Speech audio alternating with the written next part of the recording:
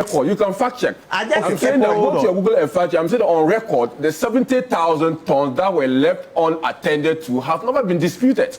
So if you say that you are fact checking me, if you say fact checking me, you can go ahead and fact check and tell the source of where the one was left. Yes, you referenced something that he said. Hold on. I've referenced what he said. Yes. You referenced. Nobody buys all the cocoa in one day. Thank you. So the LBC starts. Oh, and you were talking about rollover. Hold on, gentlemen. I want to hear. Hold on. Your propaganda is not sinking. Relax. I want to hear what you reference. There's a season. Something that there's a season for purchasing cocoa. So that's what they call the crop season. Yeah. So nobody buys the cocoa in one day. So and you are talking about tens of thousands, hundreds of thousands of metric tons of cocoa. Yeah. So the LBCs begin buying at a certain time in the year. I think it's August, September or so. So they begin to buy until they exhaust all the cocoa that is available. So they began to buy at the agreed 3,600. At the time they began to buy, the price on the world market per ton was at a certain level. By the time they had purchased up to 580,000 metric tons, the price plummeted. So what was left to be bought was no longer attractive to those who were coming to buy. So because they speak about forward sales, there's also a forward buyer. So the person buying also looks at the market and checks the price regularly. So if it gets to a point where they see that the price is not competitive, they move to another market. But this lie that they peddle, that Cocoa Board decided that they won't sell and that they locked the cocoa beans in a certain way, it's not true. In anticipation of a price surge? Look, it is a contrived narrative by the MPP to justify the business claim. Number two, he was trying to defend this lie. You see, he was trying to defend this lie. He was trying to defend this lie by saying that, okay, then why are we complaining about a rollover? What happens is that Cocoa Board projects every year how many tons of cocoa they are going to get. They have a technical division that does that, filled with experts. But you see, normally it is possible or acceptable to have a slippage of about 15%. So for instance, you project that, we will do 1 million metric tons next crop season. Then you do about 850,000 tons. But the slip they had in 2023-2024 was 45%. It is not acceptable. It meant that they were sleeping on the job. They were the ones exhibiting hopeless incompetence. Of what? 45%? Because they did close to 800,000 metric tons or so that year. And then you had about 350,000 metric tons. It was not 350. It's 333,000. It's okay, I'll count. No, listen. It was around 333,000. Around 300. Oh, that is what it was. I'll count to the numbers. Please. It was 333,000 metric tons. By 24-25 crop season, we had sold about 298,000. Indeed, we had delivered it to those they had signed a contract with at a locked-in price of 2,600 metric tons. $2,600 a ton. That is what had happened.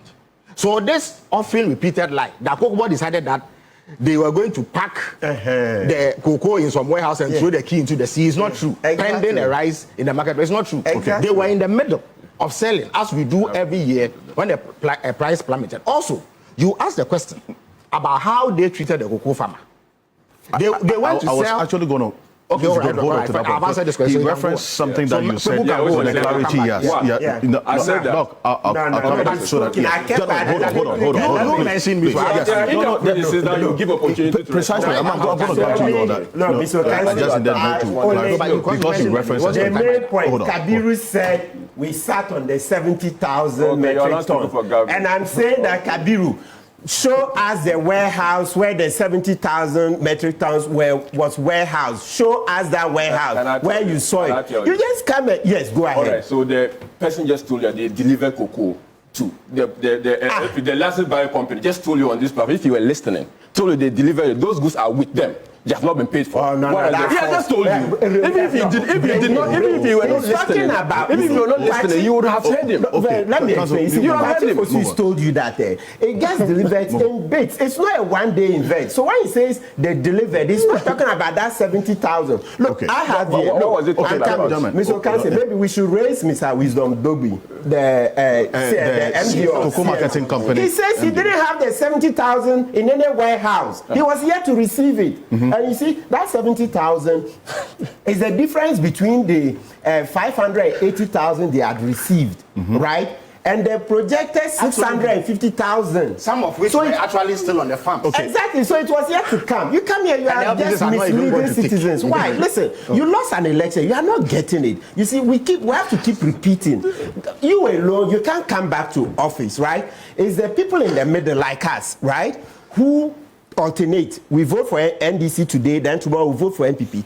We in the middle, we are not interested. We've just made a decision. We saw that you misgovern. We see that take your time. Rather support them. You don't know that when you constructively support NDC, that one too, we can in 8 years say that for supporting well, you should also come. Okay. So it's also, no, let me show him. So you see, we are all intellectuals. Don't think that every time you have to pull wool over our eyes. Keep pulling wool over our eyes to come to government. It doesn't work that way. Just when the Ghanaian is getting very savvy. So another way is to play a very strong supportive role. When you do, we'll keep saying, you are the deputy MD, so to speak. You've supported these people for this number of years. We think let the deputy also come back into the saddle. It's also a good way. But when we've just thrown you out and you think for the past 1 year, any little thing, you do propaganda, then you reinforce the reasons why we threw you out. Now let's come to the next point. So I'm saying that I have Wisdom Dogbe here. He says, the MD says he didn't have the 17,000 metric tons. You are not in the saddle. And you want to tell Ghanaians that Wisdom Dogbe was sitting on 70,000 metric tons. Between the two, who would we... That's the MD of Cocoa Marketing Company. They do the actual sales. I know Wisdom, so and he's asking you that. Did you call him? Yeah. You came to have him call him. Continue. Let's do that because it's a sign. Speak to you. I have a rebuttal. So it's okay. I'm giving opportunity to rebuttal. We are dealing with data here. The man who has the data, you've not verified from him, then you are using some sources. Who would we trust? The man who has the data, he is in the saddle. He says he didn't have those 70,000 metric tons. You didn't check with him. I know these are the same kind of bad sources you were using and you did a bad governance. That's the same way. You are not diligent. Yeah, let's make that point. This is the same lack of diligence. No, that is it. And that's the price. No. We will know. That's the same lack of diligence. I want us to stick to the issues. So it's okay. When we are talking, I was quiet. I'm just alerting you. Yes, when you get your time. But you see, when you were misled, I just kept quiet because of this. The man you are accusing of sitting on the beans says he didn't have the beans at the time. So between you, who is outside the door, and the one who is inside and in the saddle, in charge of the steer, who would we believe? Maybe raise Mr. Dogbe on the line, so that you show you. And you, Kabiru, today, you must show us the warehouse that had the 70,000 metric tons that you and your Jandam team, you have consistently said, we sat on 70,000.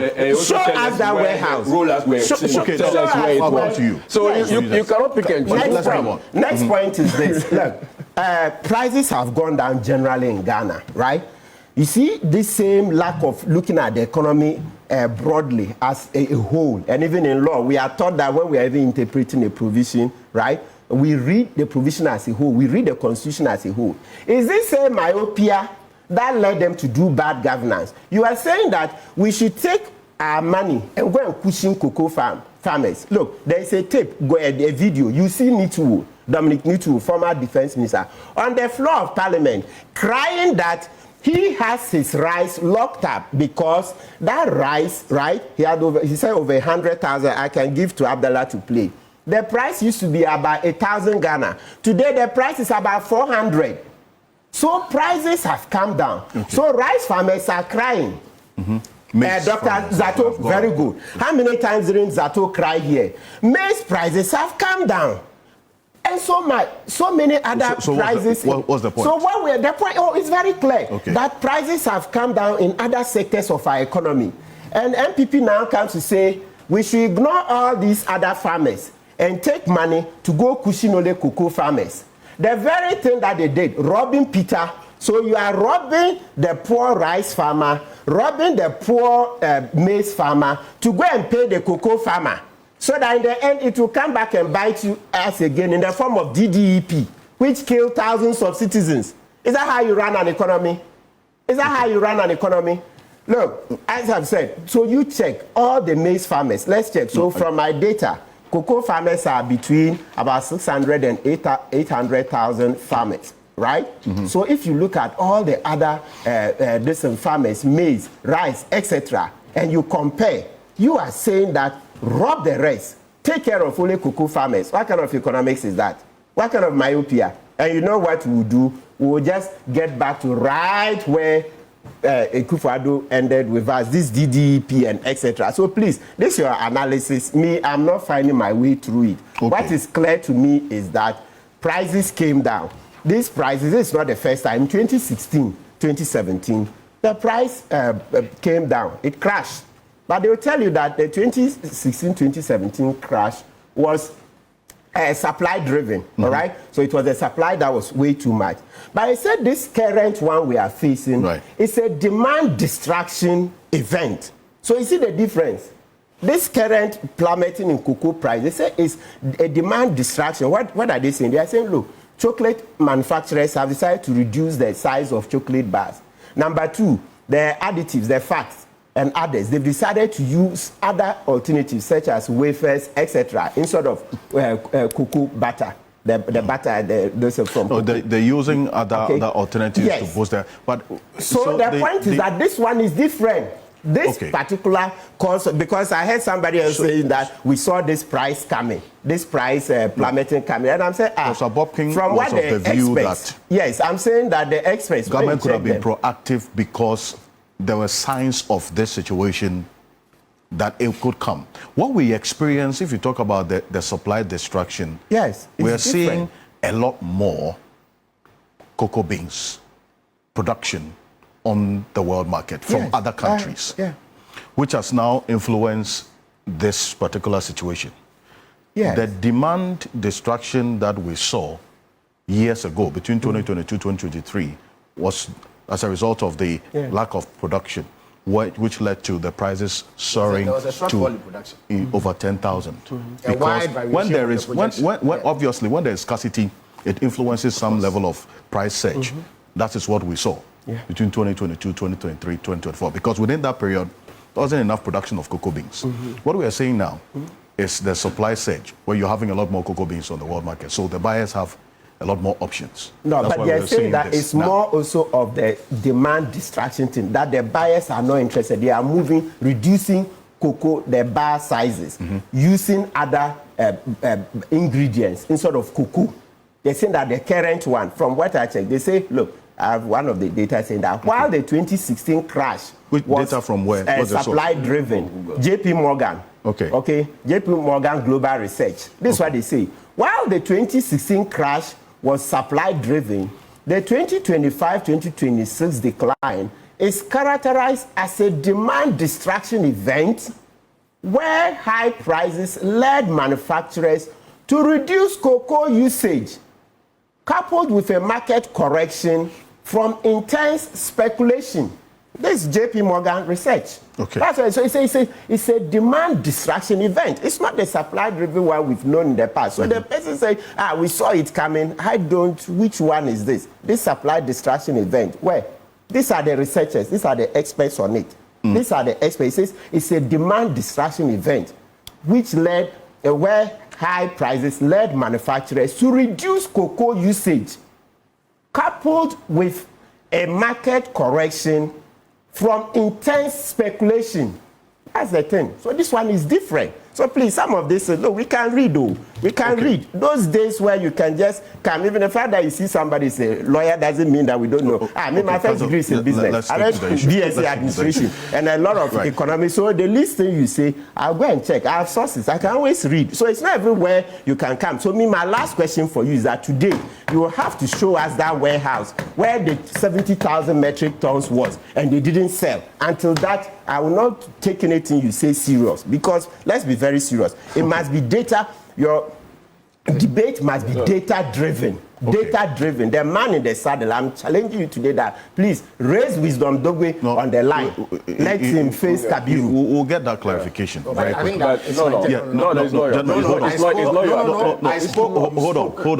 Gentlemen, so I have to rebut the claims you make. That's only fair. You go to the Southampton rebuttal. Gentlemen, hold on. It's a different paradigm. You are saying that I have to rebut whatever everyone says against me. Hold on. Allocate the time. We can go on. Professor Bobkin said a number of things which I have to respond to. He said a number of things. But the point you want to make, is it specific to the 70,000? Yes, it's specific. If that, it's specific. I'll come to you quickly on that. One, nowhere did anyone tell you that Cocoa Board, there is some warehouse, it is sitting there. You are now asking me to go to the warehouse and show you. I'm not privy to Cocoa Board warehouses. But this is the sources of that particular number. One, licensed buying companies tell them that they have produced with cocoa, which they have supplied and they have not been paid. Yes. Which is part of the cocoa agreement for the year. That is one. Two, cocoa farmers agitate. And you have seen that they have supplied cocoa to Cocoa Board. I'm using Cocoa Board generally because probably it is not a cocoa marketing company, which the way is the one in charge. To Cocoa Board, for which they are not paid. Who has the goods?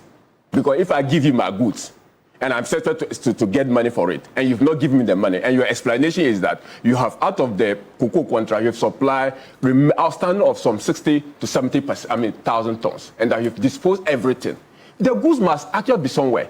So you can't then tell me that I have to go and show you the warehouse when the numbers don't add and the farmers tell you, I've given you your good. You've not denied that I've given you your good. Then why do you then tell me that I have to come and show you? No, wait. You cannot deny. They have a lot of things they have denied which have turned out not to be true. So I'm telling you that if this there, is it telling the farmers that the farmers have lied? And that when the government was looking for money to pay the cocoa farmer, the government was looking for money to pay for non-existent produce. No, it's a 70,000. Hold on. But what is the government paying for? Listen.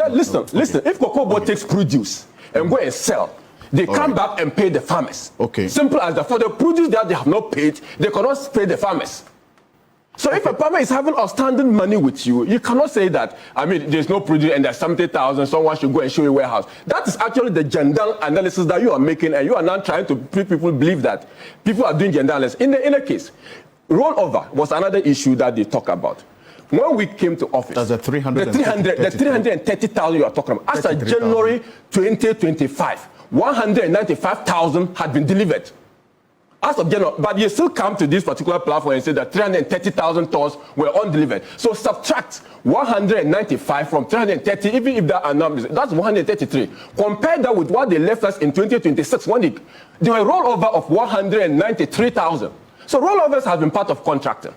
And because if you don't have cocoa production doing well, because supply is reducing, you have to roll over some of the produce to the next year.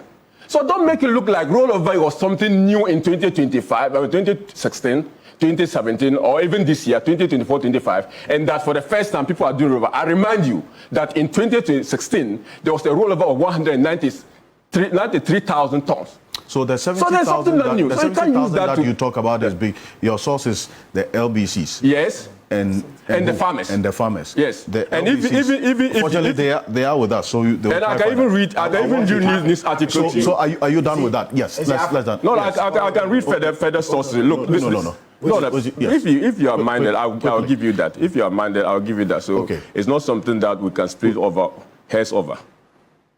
It's not something that we can split hair over. Which article are you reading? So this is an article about. Let me give you the author of that article. Emmanuel Bruce. From where?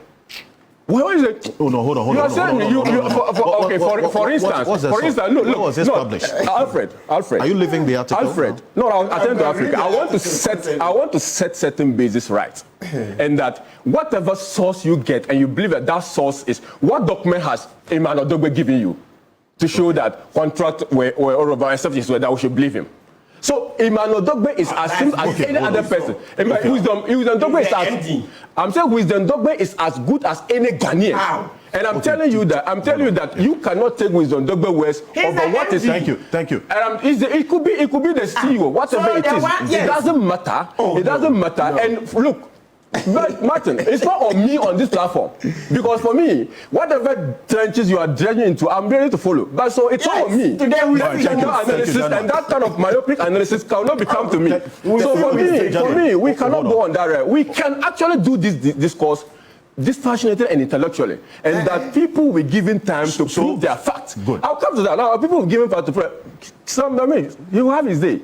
Felix will have his day, and I'll give him a fact, provided that any single thing that you want, you give me time to produce him and justify that. That's why I keep coming to you about this 70,000 that you talk about. If you have ended on that point, Mr. Kwakye Ofosu, yes, quickly. There was no 70,000 anywhere that cocoa board has sat on. I have explained to you that because of the model that is being applied now, the purchases are dependent on the willingness of buyers to finance the purchase. So LBCs are the ones who buy the cocoa from the farmers and then give it to cocoa board to sell through their marketing agency. The LBCs sometimes pre-finance or they buy the produce on credit. No, please, you are the okay. No. The LBCs sometimes pre-finance or they buy it on credit. When cocoa board pays, they come and pay the cocoa farmers. So the crop season was in session. They were buying as they should.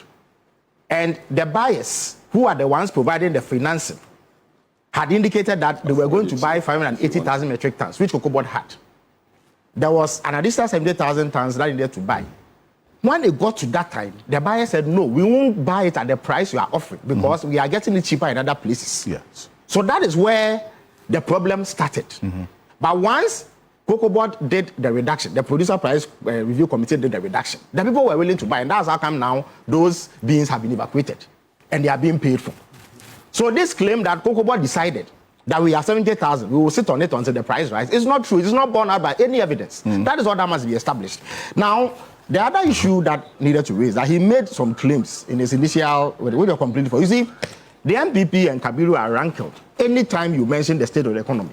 But you see, whether you like it or not, that abysmal, horrific performance between 2017 and 2024 will eternally remain a part of MPP's history and Ghana's history. It is not possible for it to be wished away. We are not going to give the MPP a bouquet of flowers and pour myrrh and frankincense on them for destroying the Ghanaian economy. And the only way that you measure success by the NEC government is to see how far we have come. And how do you see how far we have come if you don't know where you are coming from?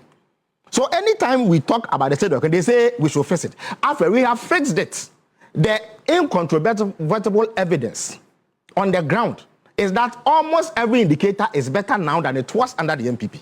So if you wanted evidence that in the last year we have gone back to brass tacks and we have done what has to be done to improve the economy, it exists. But it is fact, indubitable fact, that they left the economy in the worst shape possible. Look, DDEP is the harshest and worst economic policy undertaken by any government. Alfred, in all of economic analysis, the worst indicator is debt default. The moment you say that I have taken your money and I cannot pay, that is the lowest point in economic management. And before this, it had never been done. It had never happened in Ghana's history that we default on our debt. Achampo said, "Yentia," but this one, yen to mean chia, it means that they didn't have the money to pay. And that's how come the World Bank had to come in, hold our hands to go and beg creditors to take haircuts. Now, I see a desperate attempt to do some equalization between DDEP and the cocoa matter. You see, they are two separate matters. What happens on the cocoa? Somebody is selling a commodity. That commodity is sold for a certain price. So when government through cocoa board takes it, we take the price and give them a share of that market price. Then the rest is used to take care of other players in the sector. That is all it is. So the principle that you can give somebody more than what the price is sold for is untenable economic management. When they were in power, they were taking 10,000 Ghana cedis a bag and giving the cocoa farmer 3,000 Ghana cedis, which was just 30%. We said that no matter at whatever world market price we come to meet it, we will give you 70%. Now we are doing 90%. But in the case of DDP, this is what had happened. You went on the market and told people that lend me your money.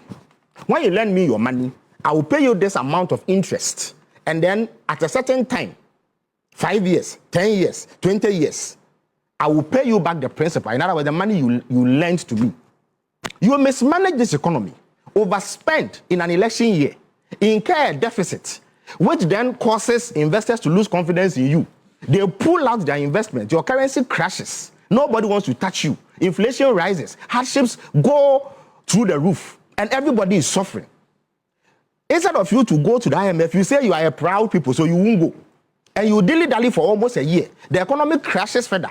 Then you go to the IMF in an ambulance, and they impose conditionalities on you. And they say that the only way they can come in and go and tell creditors to forgive you and take a haircut is if you say you are bankrupt and you can't pay. So you declare debt default. You do what you call debt restructuring. Now, Alfred, I tell you that, yes, you lent me money, but the interest, instead of 20%, I'll pay you only 5%. And then your principal that you are expecting next year, I'll pay you in 10 years. That was devastating for Ghanaian families. 1.3 million bondholders suffered that. And then, to cap it, pensioners who had worked their entire lives and kept money aside for a rainy day, which had been used to purchase bonds, you say you won't pay. So they have to go and picket the finance ministry for many months, including the chief justice that you yourself appointed. Exactly. If things were not that bad, how does the chief justice that you yourself appointed become so desperate as to join protest to demand payments? And yet when we say that this is what has happened, you are saying that we should fix the economy, which we have fixed. Alfred, when we came in, and Professor Bokpen was talking about what he believes is an aggressive strengthening of the city. Look, there's yes. Forgive me. So let me just the next conversation. So let me just. I wanted to respond to what is the point he made about you government not being proactive. No, what he meant was that this decision should have been taken earlier. Earlier. Exactly. Yes. The decision to reduce the farm gate price so that we can evacuate the cocoa that is left. That is what I believe he was referring to. It is a fair criticism. Maybe we should have, but perhaps, of course, you also know that it is a matter that has to be deliberated upon carefully. And the decision arrived at. So it's not an easy decision to take, but it is a necessary decision to take. But we've taken it. Right. And since we did it, the effects have been clear. The cocoa is being paid for. Billions of Ghana cedis have gone in the last few weeks. So there's no dispute about that. But as for the economy, look. So that leads us to the next phase of the conversation. There is no. We are moving from. Yes. No. When you finish, when you have your time. If we've got to stay on, because you said some things that have been responded. Of course, when you have your time, you can always respond. You see, again, to the next phase of the conversation. Alfred, when you get your time, you can reply to anything you want. That's what I'm doing. No. You understand me? When you get to, I'm only in my submission. I agree. I'm just alerting you. I'm just alerting you. Even I would insist that he gives you the time. There are aggressive strengthening of the city. Yes, I'm coming to that. As we saw from 15 cedi 70 to now 10 cedi 78 pesos thereabout. Kabiru's boss, Dr. Baumia, held a lecture at Central University. That is where he said if the fundamentals are weak, the exchange rates will expose you. But he said one other thing that people tend to gloss over. He says for an economy like ours, the most important economic indicator is the exchange rate. So how can the leader of the party say this? And then the members of the party say that now the exchange rate doesn't matter. Yesterday, Afenyo was saying that we don't eat exchange rates. Look, because our economy is export dependent. Okay, yes. Because our economy, and what is the biggest contributor of inflation in Ghana? Isn't it exchange rate volatility? Yes. Because of our dependence on export, which is a regrettable situation and which needs to be cured. But it takes time. It's a medium to long-term activity. Exchange rate volatility has historically proven to be devastating for Ghanaian households. Look, when they took over power, the cedi was just around 4 cedis to $1. At a point in 2022, it went to 17 cedis on the forex market. By the time they left, it was around 16 cedis on the forex market, around 14, 15 cedis on the interbank market. It was a devastating decline in our currency. The effect was that every single item in this country went up in terms of prices. Right. What that does is that it increases inflation. That's how come we had 54.1% of inflation, which is hyperinflation. You went to the market and bought an item at this price. By evening, the price has gone up. When that happens, it eats into what you call disposable income. In other words, the money that you have to spend on yourself. And when that happens, it imposes suffering and hardships. And what we went through under the MPP has never been seen in recent Ghanaian memory. It is the worst economic situation in recent Ghanaian memory. Now, what caused it? Often, they say that, President Mahama has gone to Harvard to say that COVID, it is not true. Look, let me disclose here. I was part of those who drafted that speech. So I have it on my computer. I can pull it for you. So he never said that? President Mahama said that. Listen. Hold on. President Mahama said, of course, there's no dispute that COVID affected every country. Relax. Even America and everybody was reeling. Right. But in Ghana's case, it was underlying macroeconomic mismanagement that exacerbated our situation. And if you want to know that, you do what you call a comparative analysis with our neighbors. There was no country in Sub-Saharan Africa that had the sort of economic indices we had. Our deficit was 15%. Look, COVID struck in 2019, if I'm not mistaken, right? 2019. Yes. The 2020 budget, which Ken Ofori-Atta read in November 2019, he said they would do a deficit of 5%. But when COVID struck, in July of 2020, by which time we had a full handle on COVID and knew its effect and everything, he went back to Parliament. In fact, at that time, we had even done the lockdown and eased it because COVID had eased substantially. He went back to Parliament and said that because of COVID, it will affect our finances. So he was raising the deficit target to 11%. No, 10%, I think. By 2020 December, after the elections, they had done a 15% deficit. So it is not that they went into that election not anticipating the effects of COVID. They themselves are going to revise the budget estimates in order to accommodate the effects of COVID. But what happened was that because there was an election, they got into reckless mood. Look, government's primary duty during COVID was to ensure that it did things to stop the spread of the disease. And then specific vulnerable groups who were affected were catered for. So when government did the lockdown, people who were traders, whose livelihoods depend on daily economic activity, government shared food for them, did they not? Right. In a space of 2 to 3 weeks, they had lifted it. And so people went back to basics and were trading and earning income. They were going about sharing money from confetti from the national coffers. I was contesting election in AAK. People who were not business owners or engaged in any form of business were receiving so-called business support. 5,000 cedis, 2,000. Indeed, they are former, I think she's still perhaps their deputy Northern Regional Chairperson. She's a woman, Felicia Teti or something. Yes, that's the name. She said that they gave each executive about 170,000 Ghana cedis, regional executive, and then gave constituency executives 100,000 Ghana cedis. If you share money from the national kitty like that, how are you not going to incur this sort of deficit? So they didn't need to do more beyond ensuring that we had vaccines and that we had a healthcare system that was robust and operating. And specific areas where they were, for instance, teachers, nurses who were not going to school or who were not going to the hospital. The truth is that in the year, we had programmed to pay them anyway. So paying them their salary while they were sitting at home was not a variation from what had been budgeted for. So it was not going to impose any additional burden on the coffers. You understand the point I'm making? But it was recklessness that led to that situation. And that recklessness dovetailed into suffering that is unparalleled in Ghana's history. And the biggest problem was the lack of financial discipline. Their inability to say that, look, I have budgeted for this thing.